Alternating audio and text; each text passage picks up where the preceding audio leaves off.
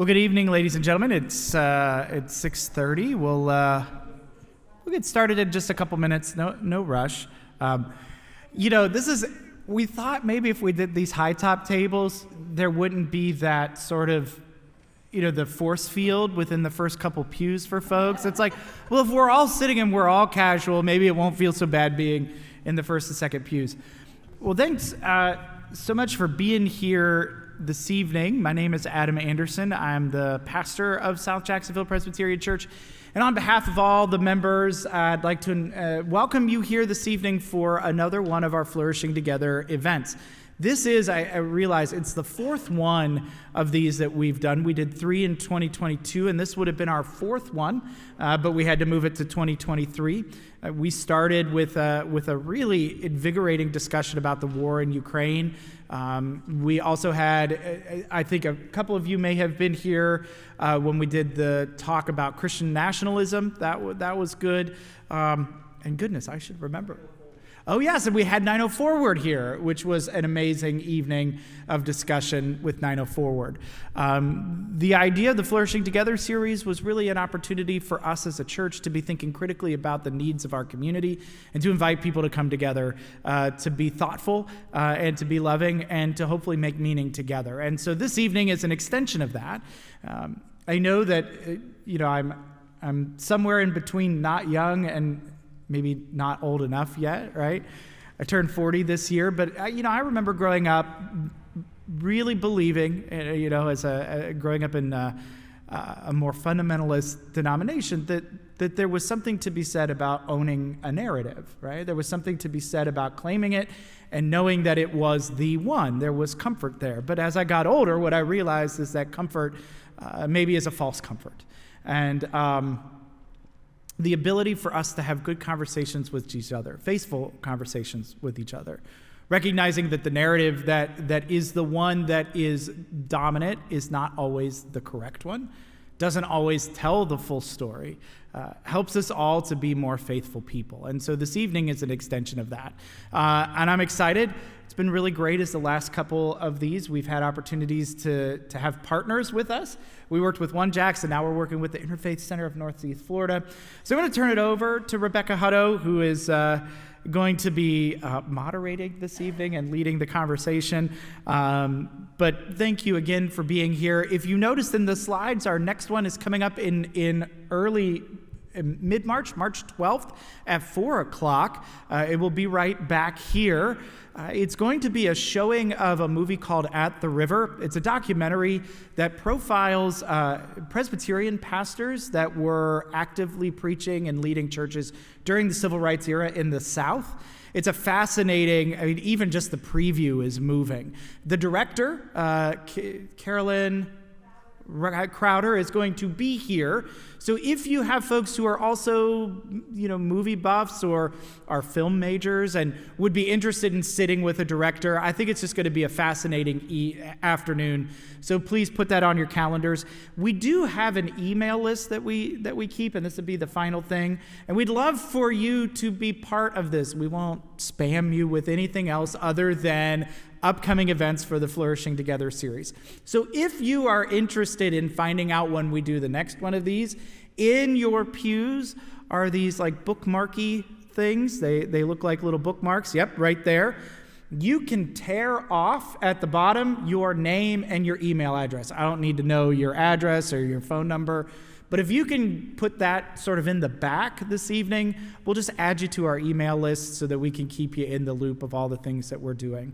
We're excited. We're talking more about issues like immigration and some others, and we're excited to discuss those faithfully. So without any further ado, Rebecca, take it away.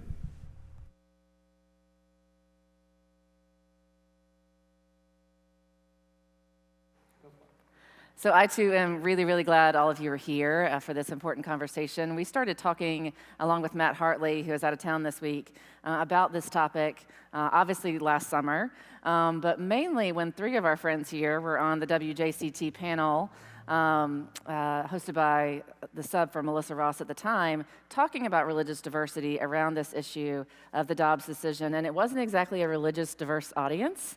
Our friend here, Parvez, actually got moved to another room because there wasn't any space for him at the table.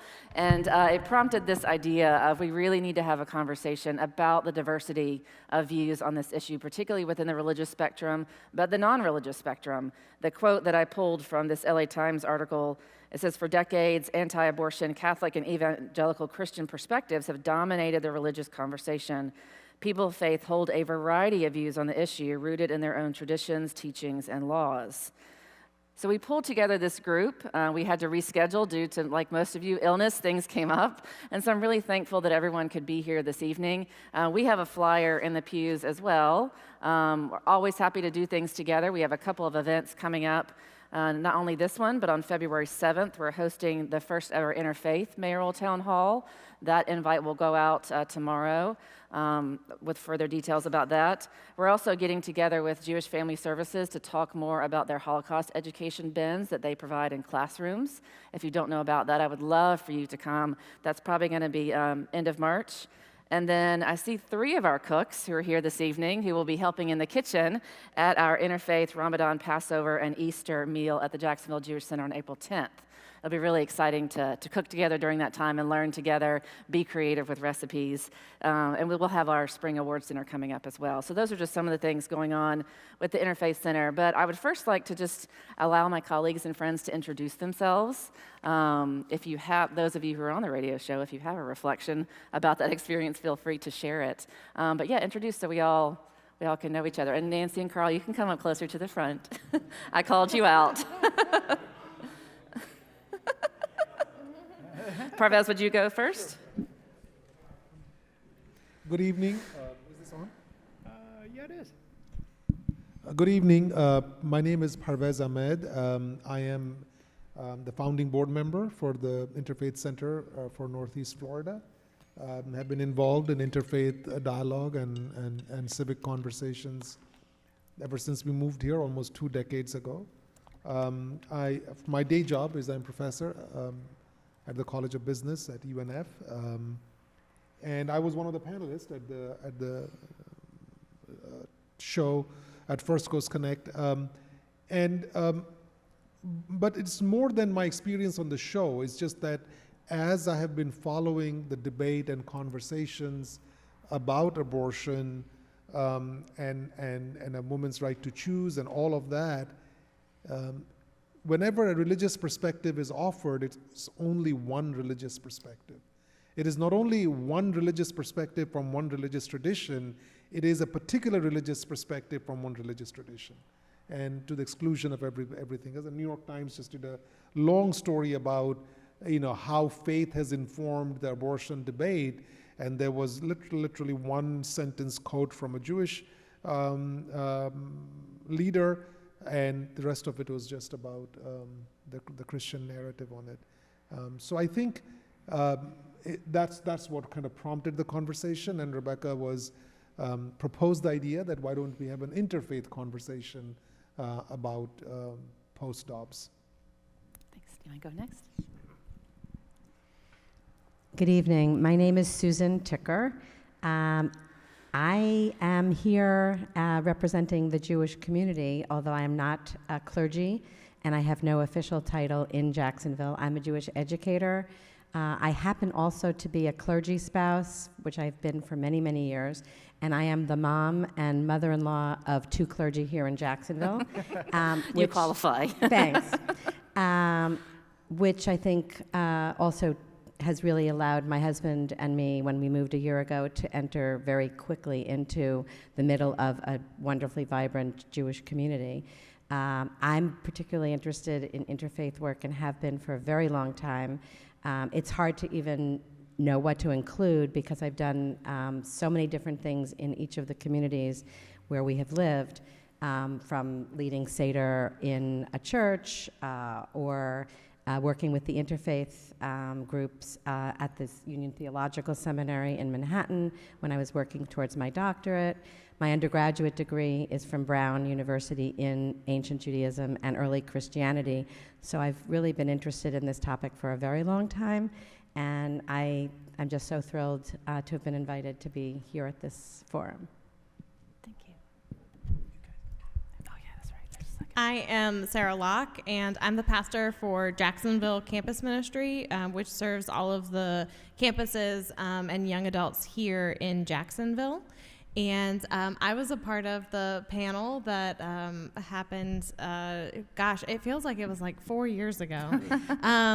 But it was just last summer that we did that. And yeah, it was an interesting experience to be in the room and have just, like you said, one sort of stance and one theological framework kind of dominating that room, despite there being several viewpoints actually present.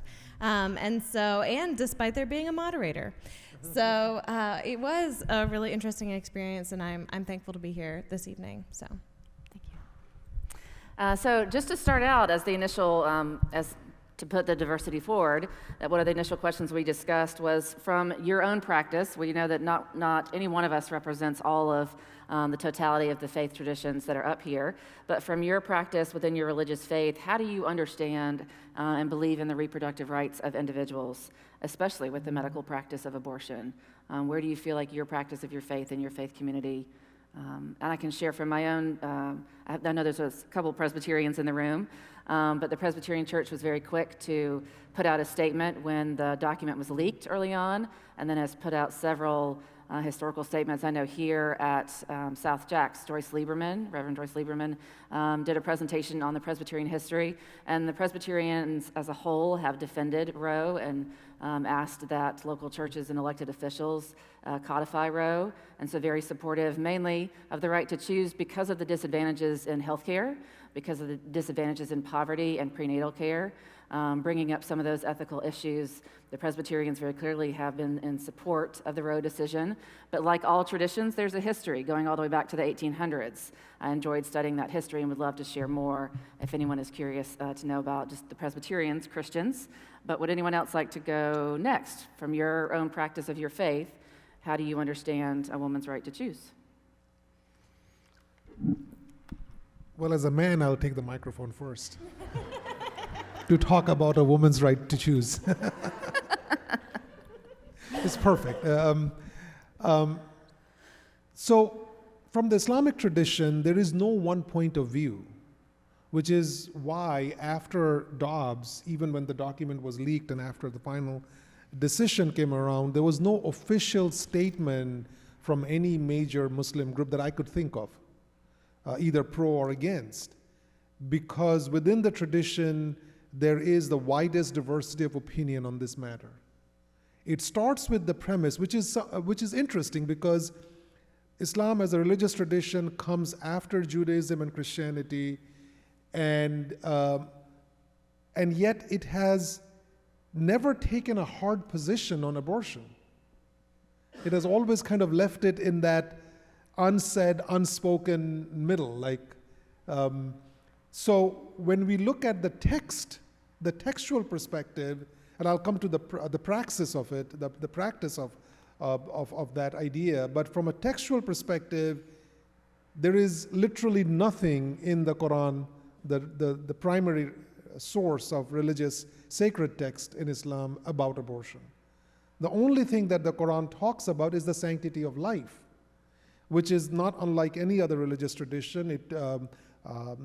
There is a verse in the Quran which is also relevant from the Jewish tradition, because it is also the Talmudic tradition in Judaism, which talks about if you take one life, it is as if you have taken the life of all human beings. If you save one life, it is as if you have saved the life of all of humanity. So that kind of places in the center the sanctity of life. And then there is a verse that talks about, do not kill your children out of poverty. So, but when you look at that, that is not abortion. It's talking about children. When when it is not a fetus in the womb, when it is a fully formed human being outside the womb. So there's nothing actually about abortion in the sacred text. So what the tertiary sources then, which is the prophetic sources, traditions that talk about, is to kind of, for scholars to kind of tease out, when does life actually begin?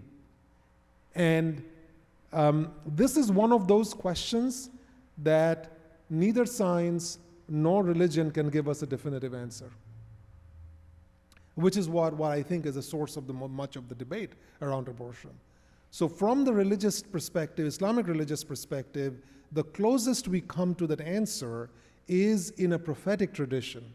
The prophetic tradition in Islam are either the sayings or the approvals or the actions of Prophet Muhammad when he lived, as was recorded by his companions and transmitted over time. Just to give you a little bit of a caveat, the prophetic traditions are not the same as the Quran. From the Muslim perspective, the Quran is the word of God. It was preserved during the lifetime of the Prophet. So there is, and it's a first-person narrative. But the prophetic traditions are what the Prophet said, somebody heard it, transmitted it to somebody else, then it was not written almost 150, 200 years after the death of Prophet Muhammad. So from the prophetic traditions, what we gather is a saying of the Prophet Muhammad, may God's peace be upon him, when he talks about that when a fetus is formed, it is formed as a flesh in the first 40 days, and then a little bit more than a flesh after 40 days, and then it goes on, and it talks about that then the angel comes and breathes the soul into the fetus, and it's about at the 120th day, so after the first trimester. So if I take that perspective and tease out the answer, then I would say, well, human life begins at 120th day and after. So that means within the first trimester, there is no prohibition on abortion because it's not human life. It is just a collection of cells at that point. So that would be the answer. And then there are other traditions. This is from the legalistic traditions, what is called the Sharia in Islam, where we get other answers about, well, how do you balance between the life of the life inside the womb and the life of the mother? And there is absolutely no controversy in Islam. It is always the life of the mother first, and under all circumstances, the life of the mother will be first. The life and the health of the mother will be first. And the third question then it comes at, what about rape and incest? And over there we also have a spectrum of opinion, some saying that even if it's rape and incest, the baby should be carried out, particularly after the first trimester. And if it is, and others say no. And what we know from praxis is during the latest example that we know was during the Bosnian genocide, almost universally Muslim clerics gave the opinion that if since rape was being used as a tool of genocide, gave the opinion that abortion would be allowed. So again, there is no one answer to the question. So there is no, here is the Islamic opinion. There are many, many opinions, and there is no official opinion on this one, because Islam does not have a centralized church, unlike other traditions. But just to hear that one statement came after the Bosnian, I mean, that kind of blows my mind a little bit. Thank you, Parvez. So, whereas the Jewish tradition has as complicated a set of texts and prophetic traditions and legal documents and all of that, the answer is a lot simpler in the case of Jewish tradition, Jewish wisdom, and Jewish law, and that is Judaism supports abortion in many, many, many circumstances, and Judaism supports abortion largely because of several specific values, which I'll be happy to enumerate. But Judaism believes that life really begins with breath, and the soul is breathed in immediately upon birth, or immediately prior to birth, but it's that day, not prior. So it makes it a lot easier. there are the biblical text, which I think is the source that's most relevant, and actually it's very interesting because of course we have, as Parvez mentioned, similar traditions and basic texts that we all share, and we talk about a Judeo-Christian ethic. We talk about the commonalities. The Exodus text and the Deuteronomy text, so from the 5 books of Moses, the earliest texts in the Jewish tradition, speak about when there is an injury to a woman who is pregnant and she loses the baby. It's never considered a homicide or a murder or punishable by the death of the person who was responsible, or there's never even much attention paid to, why did this happen or how did it happen. It's not a crime, and to the extent that it's compensatable, it is compensable in monetary terms, or in the language of the text, an eye for an eye, kind of a tooth for a tooth. But that has been understood for many, many years, for at least 1,500 years, as paid by money, not by giving one's life or giving one's eye. The values that underlie the Jewish tradition, which I think we all, and many of us share, are, we call it kavod habriot, honoring all creatures, b'tselem Elohim, all people are created in the image of God, pikuach nefesh, preserving human lives. We are all responsible for one another, kol Yisrael arevim zeh bazeh, and tzedek tzedek tirdof, justice, justice you shall pursue, and it's considered just to support the full human rights of the mother, spiritual, psychological, physical, medical, trauma are all considered valid reasons for an abortion. I'm not going to say that Judaism supports abortion in the week prior. It gets much more complicated as we move on, but most women who are experiencing trauma will experience that trauma before the week prior to birth, so this usually doesn't come up as a problem. And I'm not saying that they would argue that she wouldn't be supported. I'm just saying it could get more complicated. But let's just recognize that for all intents and purposes, for many months into the pregnancy, Judaism does support and prioritize the life of the mother over the life of a fetus, which is not considered to be either a person or an equal human life. Thank you. Thank you, Susan. Do you want to go? No? Oh, all right. He's just taking up a seat. Makes all of us look even better. There you go. That's what it is. He's just making us look good. So I come from the Evangelical Lutheran Church in America. That is the tradition that I grew up in, and it is one of the various Lutheran churches. And we are, as the ELCA, that's Evangelical Lutheran Church in America, the most progressive and also the largest denomination of Lutheranism in the United States. Even so, we, and I'm going to speak as the denomination and not as all of Christianity, because that's just too broad. And as we know, there's just too many opinions and theological assumptions around all of Christianity. But the ELCA, they have what are called social statements, and it's basically a 3 to 6 year process of getting the highest and best thinkers in the church at the time together in a room, sort of like a church think tank. And they put together a social statement that then goes out to the congregations and is a part of a discussion group, and they get feedback from congregations and churches and lay leaders and folks. And then eventually it gets put into a very long social statement. And so when things like gun control come up and abortion come up and other various immigration, the ELCA puts together this process. And so the last time that they had a social statement on abortion was in 1991. So that makes it older than I am. Even then, it is more nuanced than a lot of more evangelical churches or fundamentalist churches would be. Even so, it is fairly conservative coming out of 1991. And so it starts off saying, like, we are supportive of life, which means more than being anti-abortion.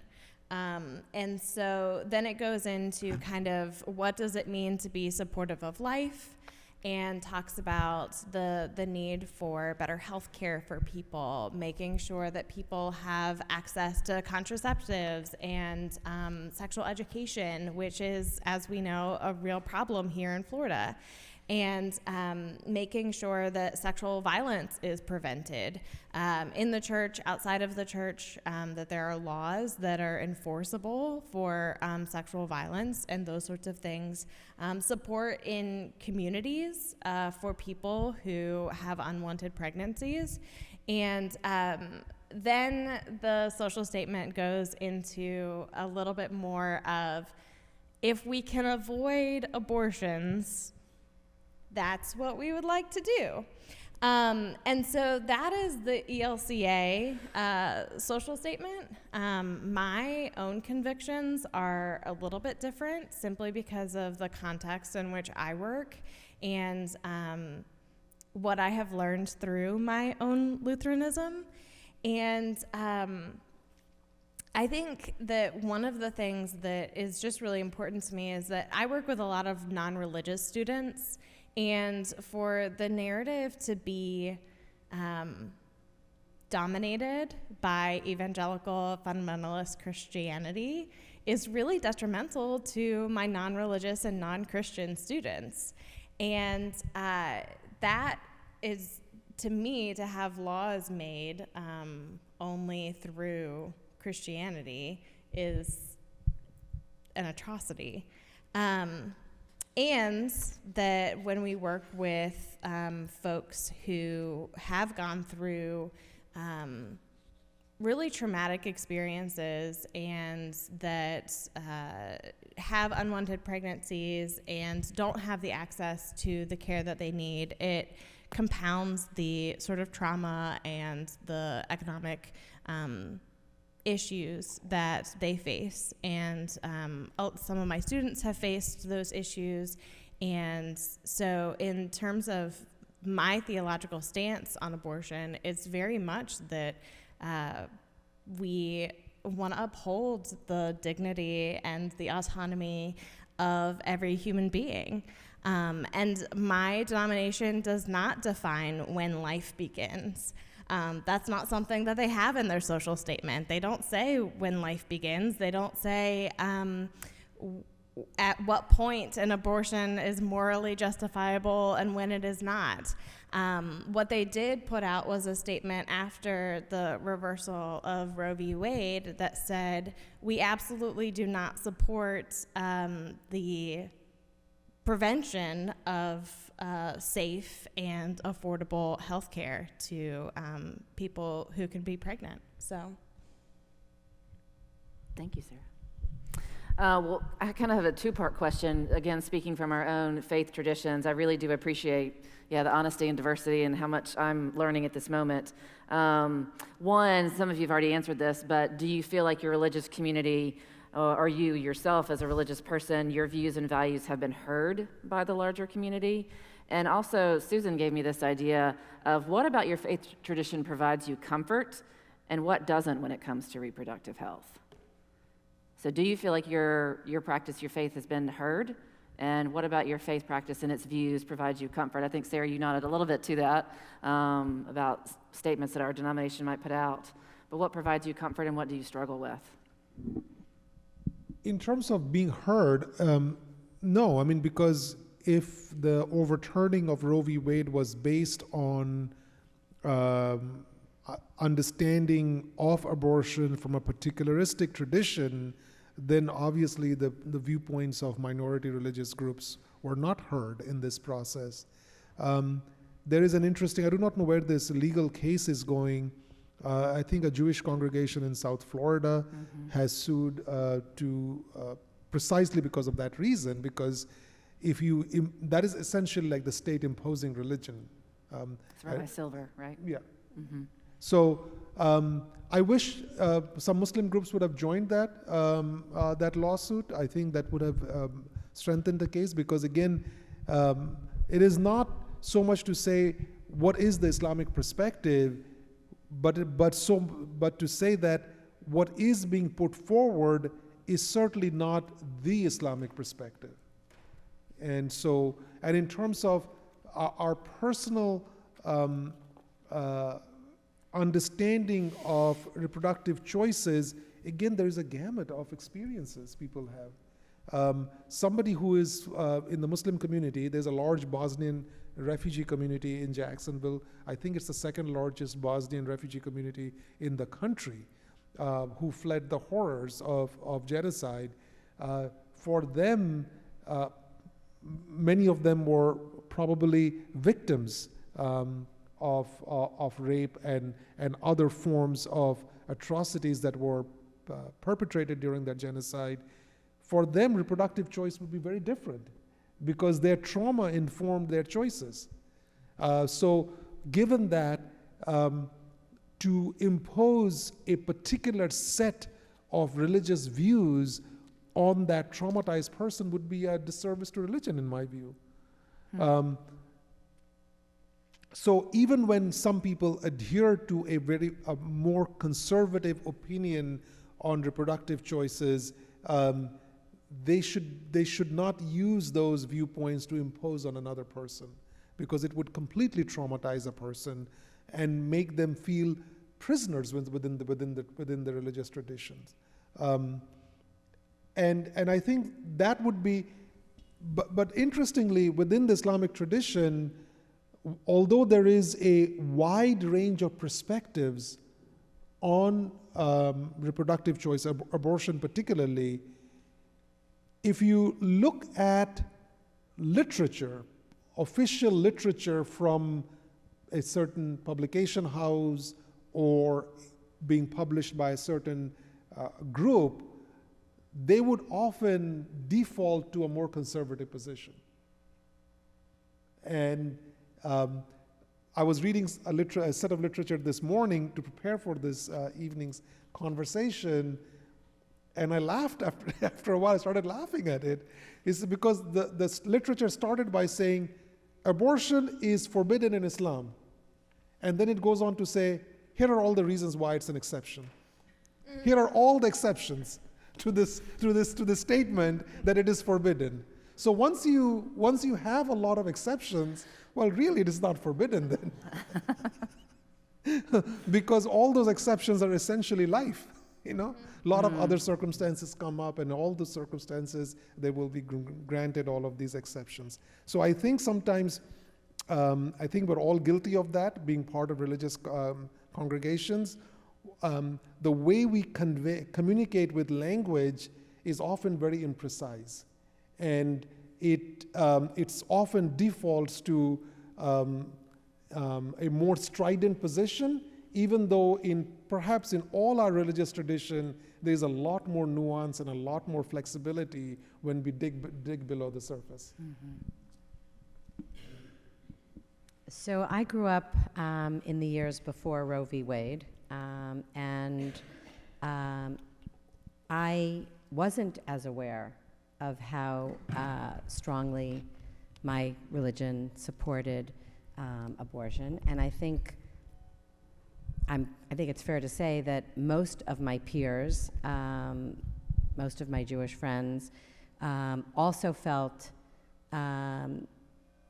a lot of pressure not to get pregnant before marriage, not to get pregnant before they were in a committed relationship and could raise a child. And so I don't want to give the impression that it was simple for all these many years. And I don't even think Roe v. Wade made it simpler. I think that there still was a lot of societal pressure in many religious communities and throughout our society. In most of the United States of America, I think that kids growing up felt a lot of pressure. So it's not so simple. But getting to the question of, does my religion provide me comfort? Yes. I'm very, fortunate that I don't have a conflict over that. I wish that our texts, and I wish that our community, because there's a large spectrum of diversity within the Jewish community, from the secular through Reform, Reconstructionist, and conservative.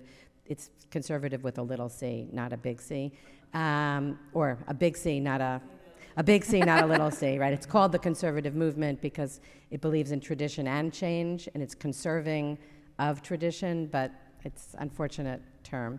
I like to call myself an egalitarian traditionalist as opposed to a conservative, because that's more accurate. There are Orthodox who will not be as strident about the support for abortion, but I think that in general, the religion does provide comfort on that. I feel completely as though the Jewish community's views have not been heard, and I came across something as I was doing my research last night into our sources. I came across a colleague of mine, a colleague of all of ours in New York City, Lauren Grable Herman, who is a rabbi at the Society for the Advancement of Judaism, which was founded by Mordechai Kaplan, a very prominent theologian and philosopher. She, in her source text on these texts pertaining to abortion, pointed out that the Christian tradition reads the text in Exodus differently because of the way the Septuagint, which is the Greek translation of the text, translated the Bible when it came to the Hebrew words for "and no harm will follow," meaning she's only lost her baby, it's not considered a major murder. They simply replaced it by the Greek for her child to be born perfectly formed. So a radically divergent departure from the Hebrew text. So it's understandable that's only one of several texts that have been translated differently, either in the Vulgate, which is the Roman, the Latin, or in the Septuagint. So that would cause our traditions to diverge in following the text, because if you didn't read it in the original Hebrew and you were reading it in its now new translation, you would think you were reading the text, and yet it was a different text. So I just wanted to add that into the conversation. Look at you bringing out the Hebrew and the Greek. See? Back in seminary again. I taught Hebrew in the Presbyterian seminary, the God Box in Manhattan. So anyway, I just wanted to point out that I think it's important for us to, really just share these things, and that's one of the points. When the Dobbs decision occurred, I really went around my house like stamping around and screaming and saying, if only they understood what the text really said, and if Ruth Bader Ginsburg had been there to actually bring the Jewish, I'm really being honest, to bring the Jewish positions forward. When you say, were we heard? Completely unheard and fully non-represented, even in a forum where we had previously been represented. So, how unfortunately, that was the timing, and she had to die, it was really such a bad timing on her part. And just to add, the NBC article that we shared in the Evite, just because you said it's not heard, I thought it's interesting. They say, while Jewish support for abortion has been recognized on some occasions, support for abortion rights. They're saying, oh yeah, everyone knows the Jewish viewpoint, and no. Thank you. I had something I was going to say, but Sarah, you go ahead, if you want to. Yeah, I think what really gives me comfort in my specifically Lutheran tradition, and we don't have a monopoly on grace in the Lutheran Church, but we like to pretend that we do, And I think that is what brings me the most comfort in terms of this conversation, especially when providing pastoral care to folks, because most of the time I'm not going to be able to convince them that their Hebrew and Greek and translations are wrong. But what I can say is that God's grace is big enough for whether or not this was a really easy decision for you to have an abortion, or if it was the hardest decision you've ever made in your life, or if your parents are now going to kick you out of the house because of it, or, whatever the case is and whatever reproductive story folks have, the comfort that I have and that I can hopefully provide is that God's grace is big enough to cover all of that. Thank you.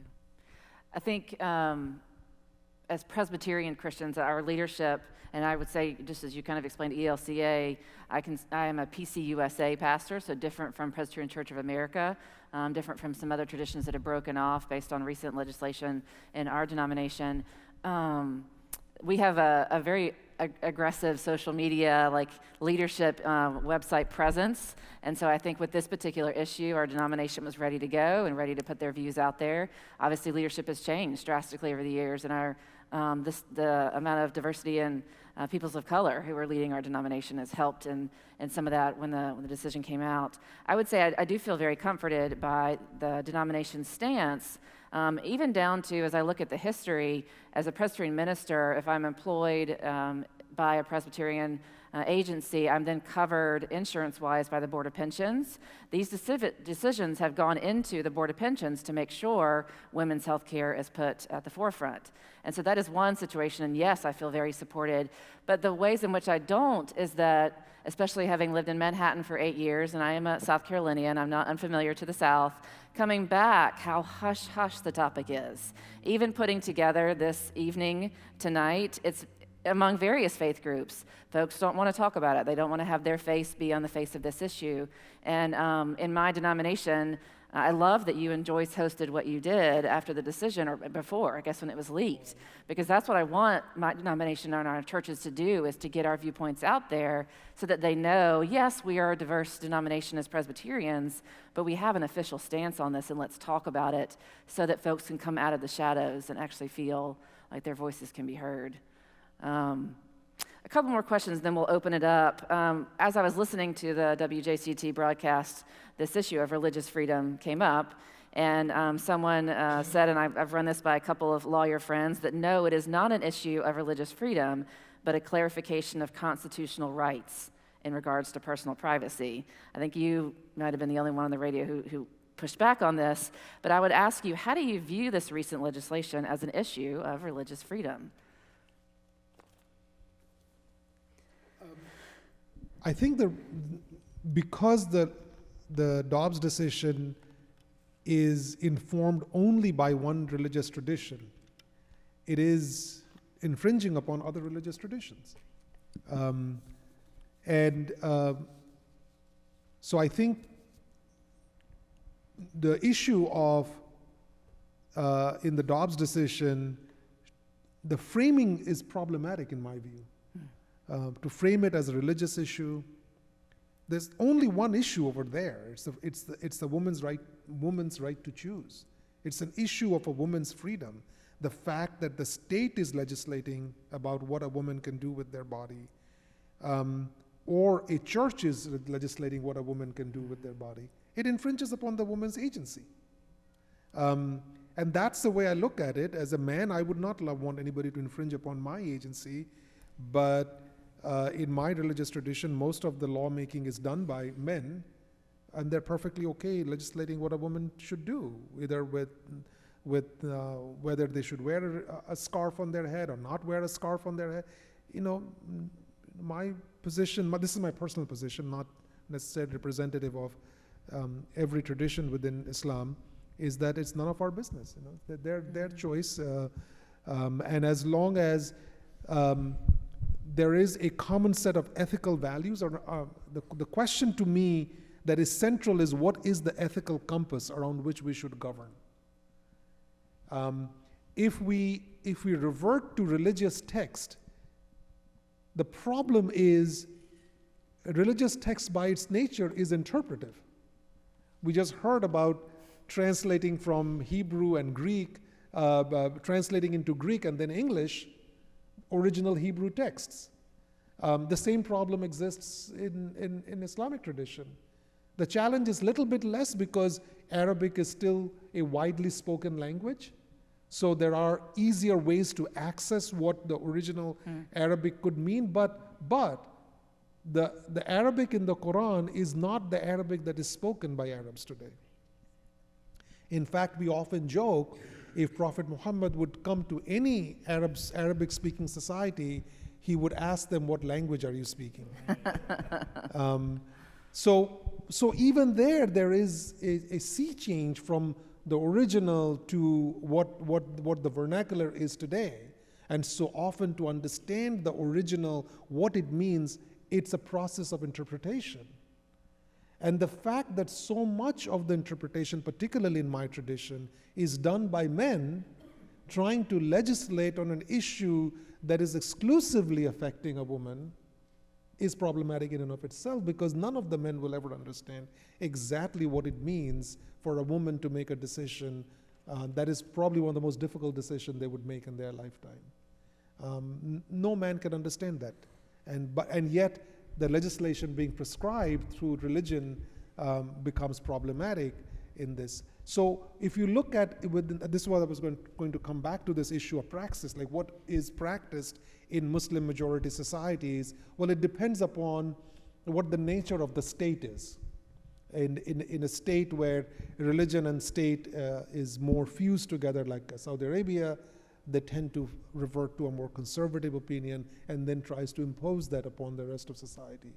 In a state like Turkey, where it is a nominally secular state, Muslim majority but nominally secular, there is much more application of secular perspectives on this, not necessarily interpreting this difficult question from a textual perspective. So there's a spectrum over there.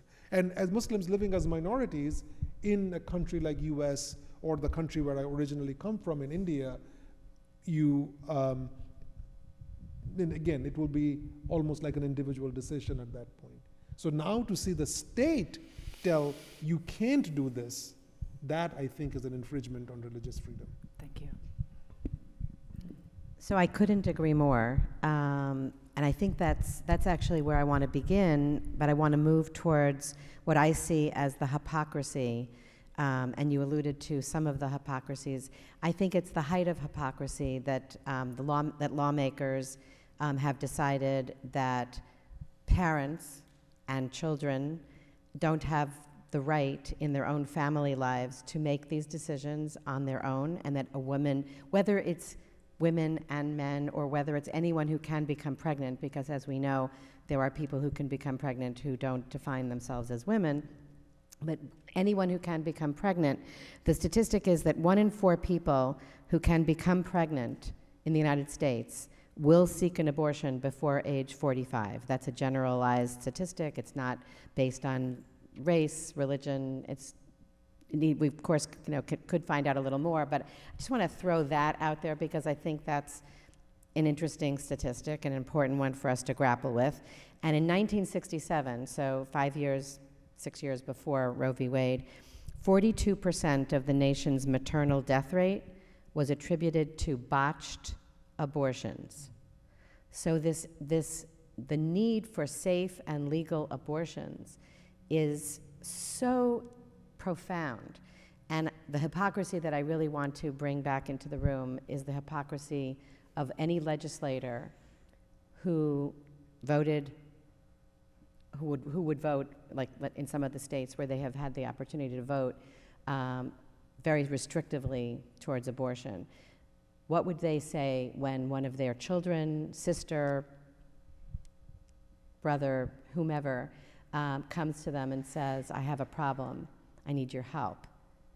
We know of so many instances in the past where someone has voted one way, but helped a family member to get whatever help they needed.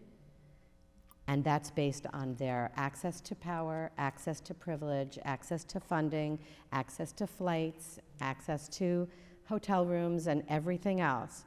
And there's now actually, my sister just sent this to me today. Twitter provided this information. 220 Republicans just voted for a rules package that allows for a vote on a bill that would criminalize and prohibit taxpayer-funded abortion without any markup or hearing. Anyone who cares about reproductive rights should be outraged. I think we all should be outraged, no matter what religious tradition we come from. I'm not asking for you to legislate that anyone who gets pregnant under a certain age has to have an abortion, just that it has to be available. And that's the truest definition of hypocrisy. You're not deciding for everyone that they will have an abortion. You're just making it more and more difficult for them to even have the choice. Oh, it's yours. So just so y'all didn't think I was entirely window dressing this evening. This is one of the places where and I don't know how the two of you felt being on the radio show, but I'll say that this question is probably one, and another one you mentioned about sort of the legislative, state, federal, that has sat with me, because the thing that, coming back off of First Coast Connect, that I struggled with is that we could never have a meaningful conversation about either the law or the moral religious implications of it, right? And so it can be very easy for, I think, folks who operate in legal realms to say, well, this is a constitutional question, but it won't ever be operationalized like that, right? And so what ended up happening was there was this constant language switch back and forth between, we're talking about a SCOTUS decision, and then we're talking about the implications of what that means, for instance, for me as a pastor, right? Rebecca mentioned when the leak came out that Sunday, almost that Sunday, we sat here on our Sunday school hour, and Joyce Lieberman, who, in case you're not a Presbytery structure nerd, she's our synod exec, which is sort of like a mid-council above, a couple levels above the church, and she worships here, and we together put together this is what the denomination says, right? And so that's great. Like, we were able to walk through everything about what the denomination says. But then Joyce Lieberman puts me on the spot. And she says, so if a member of this church came up to you and they said, I'm pregnant and I need to seek an abortion, what are you going to do? And she would not let me not answer the question. And I said what I would do. I said, I would take care of this person because that's my call. And if they said that they needed to do this, then if it meant I had to drive them to wherever they needed to go, because it would mean that I could love them and care for them along the way, because that's my task as a minister, is to provide the grace and love. And then if we want to have theological debates later, that's great. But what needed to happen then was that that person would be loved. And this is, to me, is the fundamental problem about all of this right now, is that we cannot come across the difference. We cannot have the objective debate that we dream we can about the legislative implications of Dobbs versus Jackson, because it does deal with the complication of human life. It deals with nuance. It deals with, what do you do when somebody has a miscarriage and now they need a DNC? How are you going to deal with that? Right? There's none of that. And so what scares me about this, and I even said this at the radio, and I felt like I had to shoehorn myself in because, again, there was that narrative that was going on that even those of us who leaned a little bit more progressive were made to be believed that we weren't Christian enough. I mean, that was a line that came out of the WJCT from some of the members, is that we weren't Christian enough, or that any Christian worth their intellectual salt would clearly see that this isn't the case, that abortion is wrong and that this is a moral victory. I said what scares me about this is it means that these issues, the messiness and the complication of human life, gets buried underground, because now you feel criminalized by life. And what does that do for people who need more than anything at that moment somebody who's going to love and care for them and let them know that there is grace and that their identity is not completely formed by this one moment? And so, by nature, by having a very complex, very difficult moral question be codified, and that there's no good translation between the two, I think that affects all of our religious liberties, all of our ability to be faithful people and to engage a difficult life, right? Otherwise, all we're going to do is just be this very sacrosanct, this is going to happen or it's not going to happen, and tough if you're in the middle, right? And that's just not life. So yeah, I mean, I'm willing to have the interesting debate over a glass of bourbon or a cup of coffee about what is this, but when the rubber meets the road, I need to care and love for people. And that just is full stop at that point.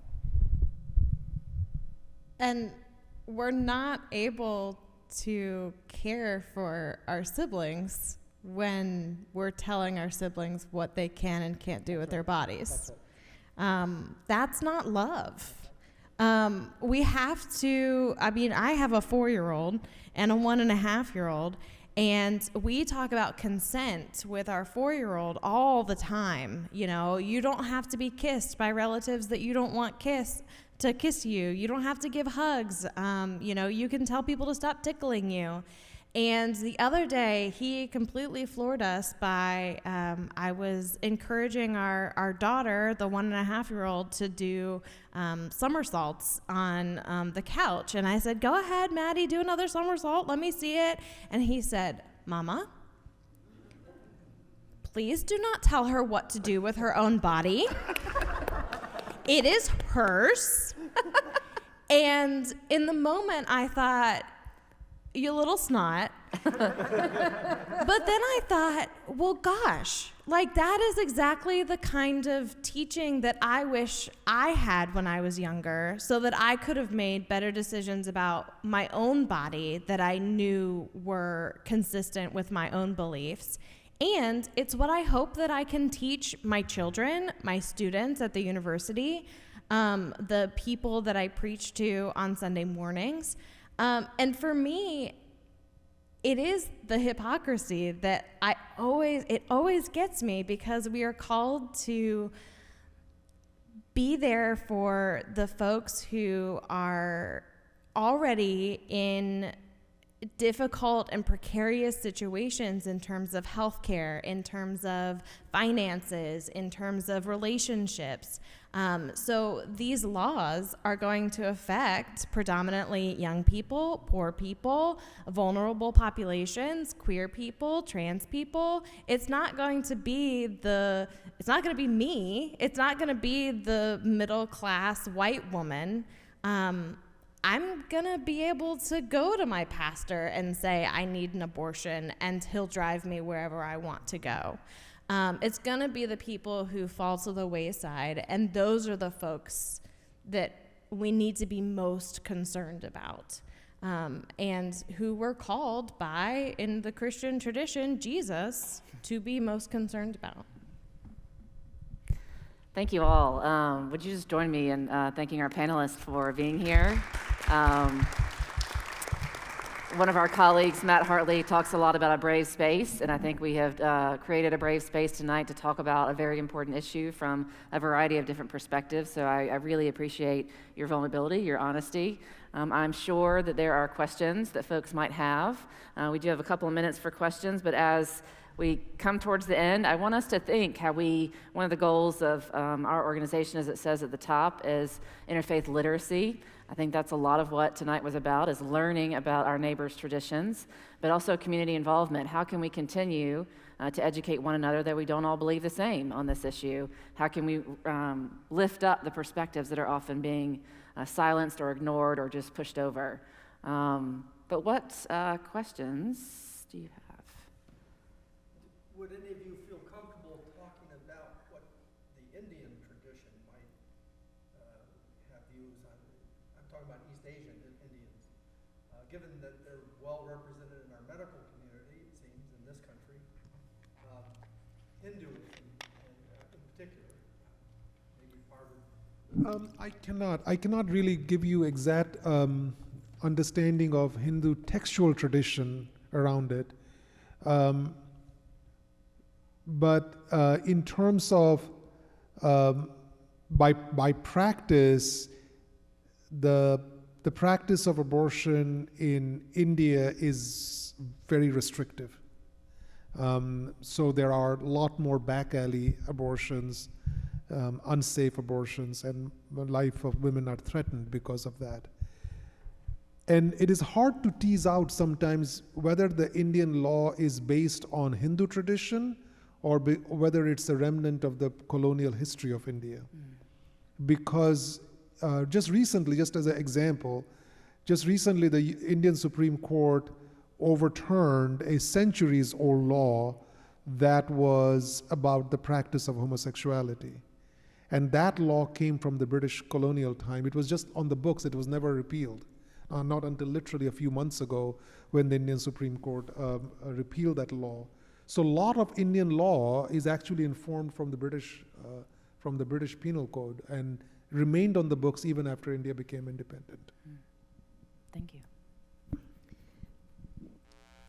I don't want to necessarily comment on that topic. My one course in Hinduism in college does not make me the expert. And I can tell you abortion and reproductive health was definitely not on the syllabus. But I actually just wanted to take a moment to say we don't need only to be thinking in next steps about how we can have more of the interfaith conversation, although that is certainly important.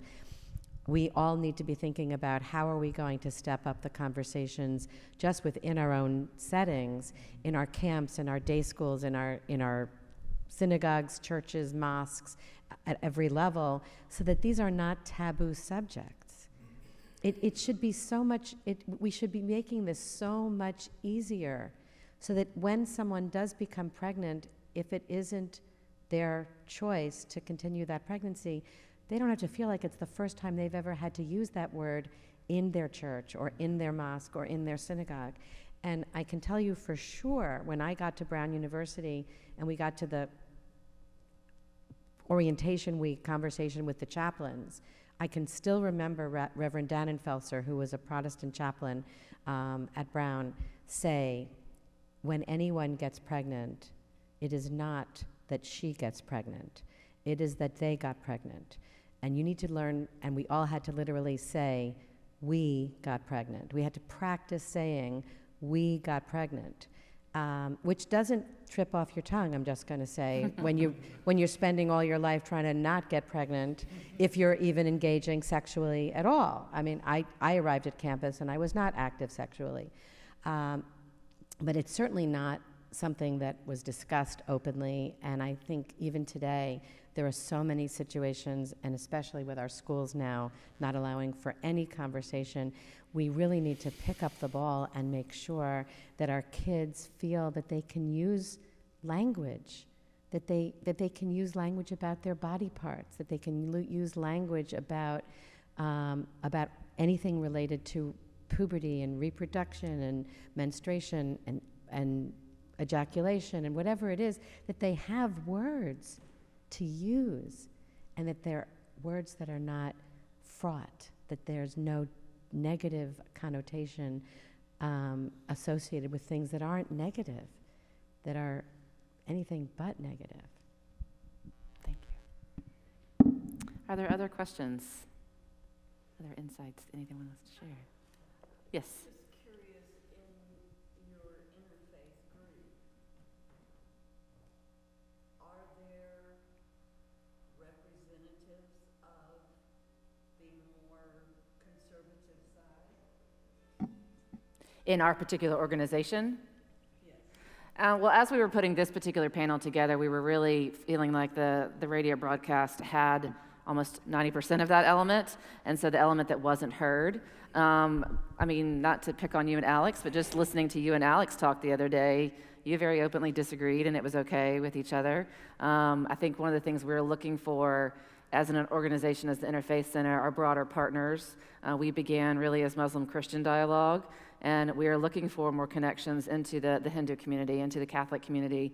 I'm, 2.5 years in here. I think you're fairly new as well, and so we're all the three of us are kind of new, and I look forward to growing those partners so that the aspirational hopes that you have for those conversations can happen. We have a really great partner with Greek Orthodox. That's historically been a good partner with our organization. But tonight was really meant to highlight the voices that weren't shared. But that's a great question. Yeah, it's a great question.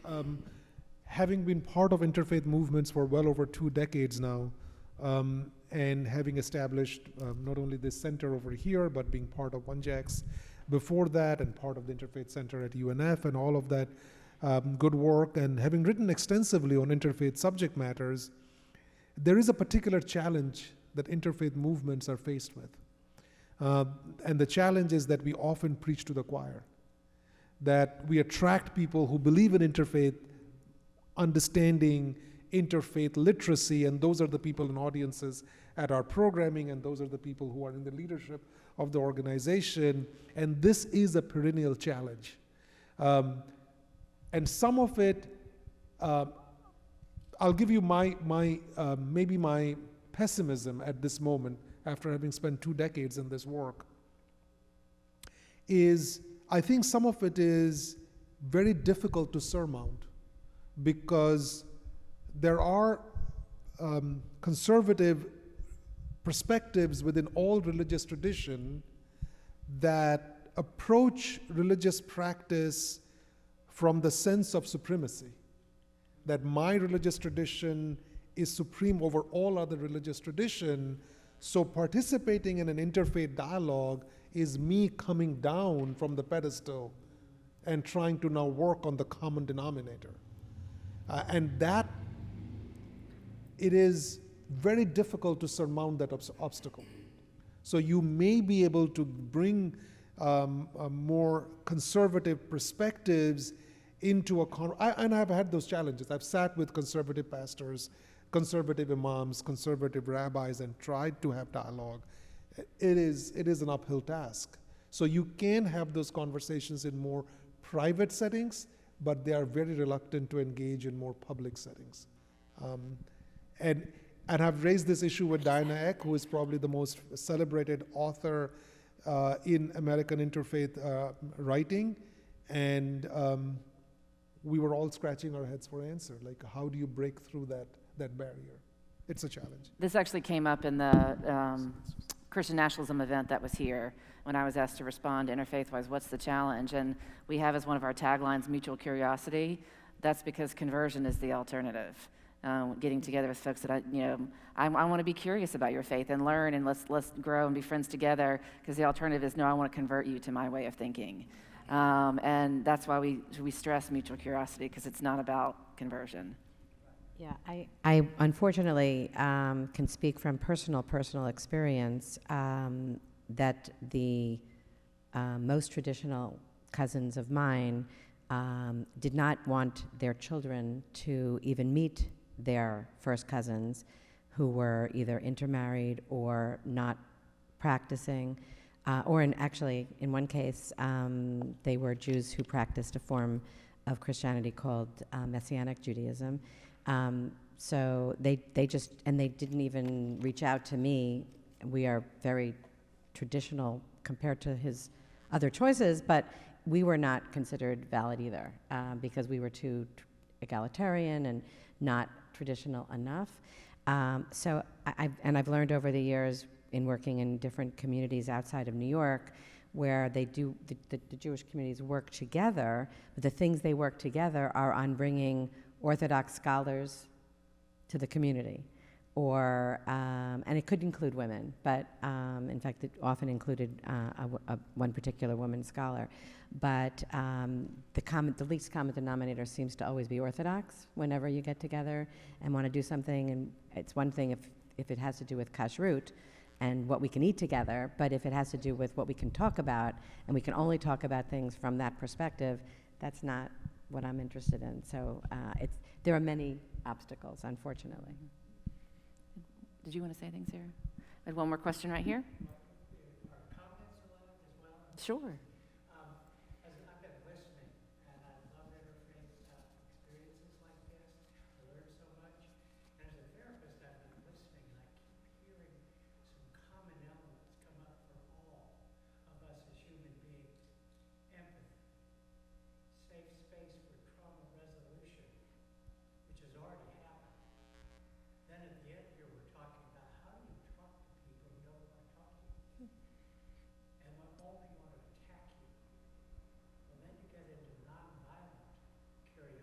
Mm. And if we don't learn how to do that interpersonally in our daily lives as leaven, because people don't, you can't convince somebody to be empathetic. The only way they become empathetic is to realize their own suffering and their own pain. And through that, begin to identify with everyone else's pain. So as a man, I can't understand a woman's pain.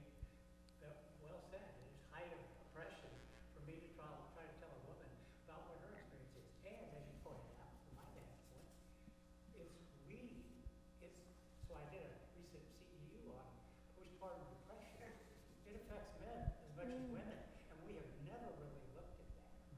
And that is a breakdown in the empathy that this baby ideally deserves, or that the baby who's not born deserves in the ceremony that they have after, when they have the abortion and they do a ceremony for religious purposes, because it means that much to preserving the individual life, and the capacity to have inner persuasion happen is what we're in danger of losing. Tonight's been beautiful. We are free. Nobody's come in, and shouting at us. We're here talking about what we want to talk about. And how do we get other people to come and warm hearts instead of fuel the intellectual battle that is going on in society? So it's not just an intellectual thing at all. It's really a heart thing that I think we're up against. And there's a battle for the heart of humanity going on in very real ways. Thank you. Well said. Thank you.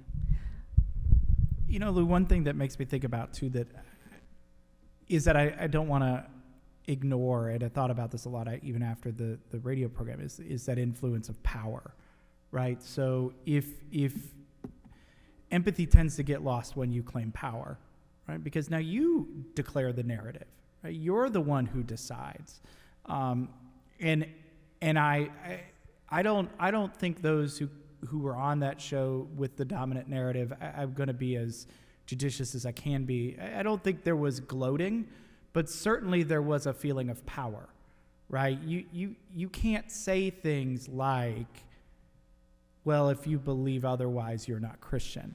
You don't say that unless you feel like you have the power to back that up.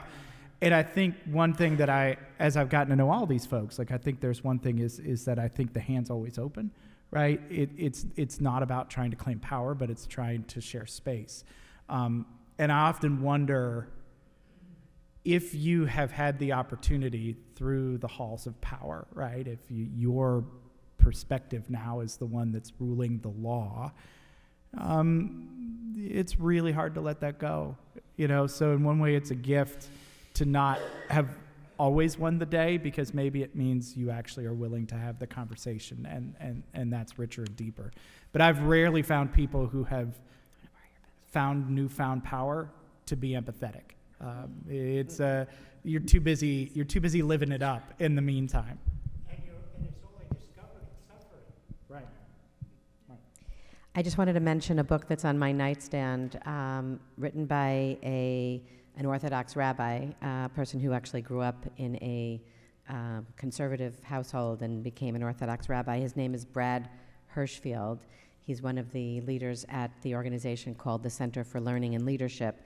The book is called "You Don't Have to Be Wrong for Me to Be Right: Finding Faith Without Fanaticism." I've just skimmed it, and I'm very excited about reading it. It came out. I got it as soon as it came out, so it's been a couple of years, and it's still sitting on my nightstand.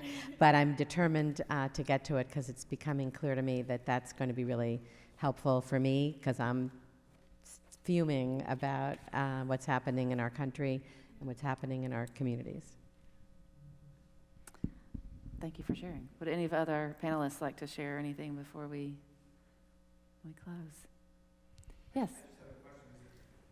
Listening to and especially with the Christian nationalism, I think one of the things that you talk about religious liberty, there's a certain viewpoint that has politicized the pulpit and the church and weaponized it. And one of the things that's interesting, like I'd like to hear you guys' perspective of, is, voting in politics, or why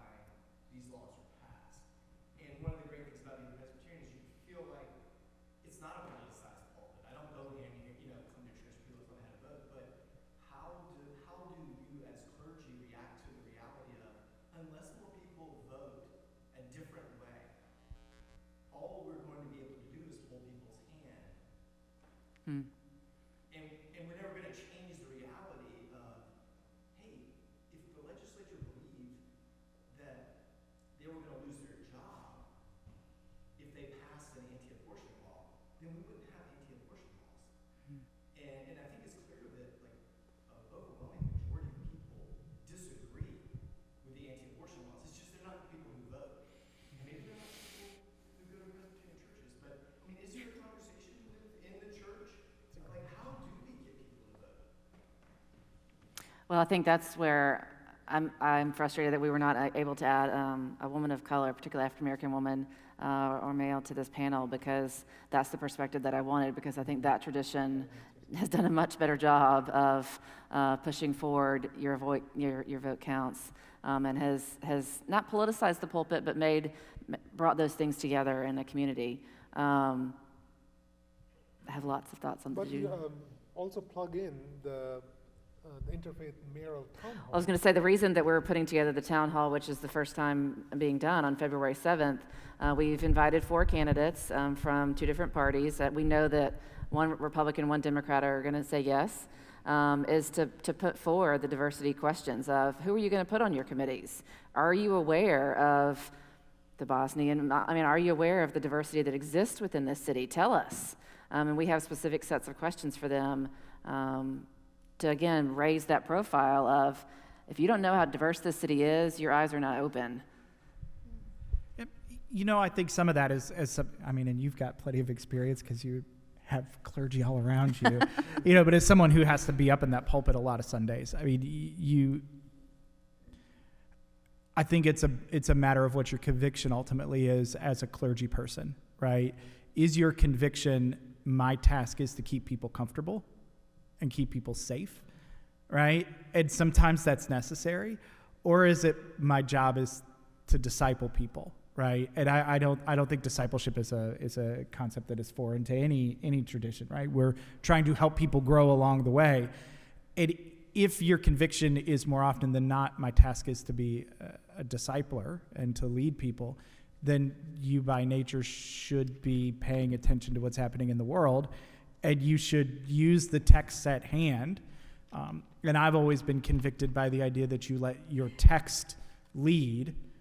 And that's where I think you start to politicize, is the second on a Sunday, now you're not letting your text lead, you're letting your own personal political persuasions lead.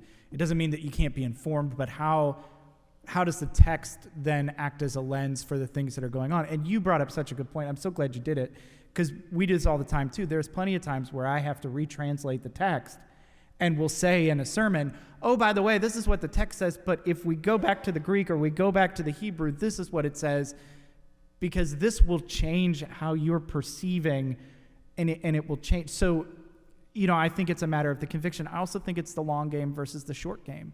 I mean, if you look at some of the traditions over the last 30 years that have had sort of the get out the vote, and I think you're right. I mean, my first thought was, well, if we had if we had an AME pastor here, they would be able to provide this answer much better than any of us could. But let's say the religious right, which has had a lot of political power over the last, they bet it all, right? I mean, they wanted to play a very generational game, I think.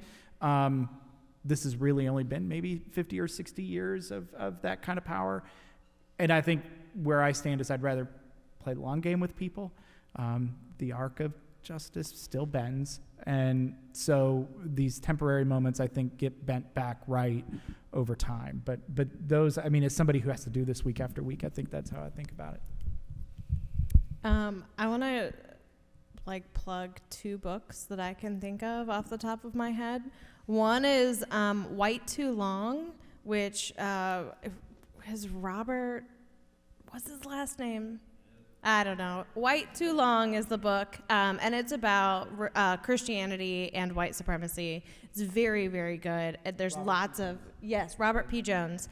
And there's lots of really good research in there, and it's fantastic.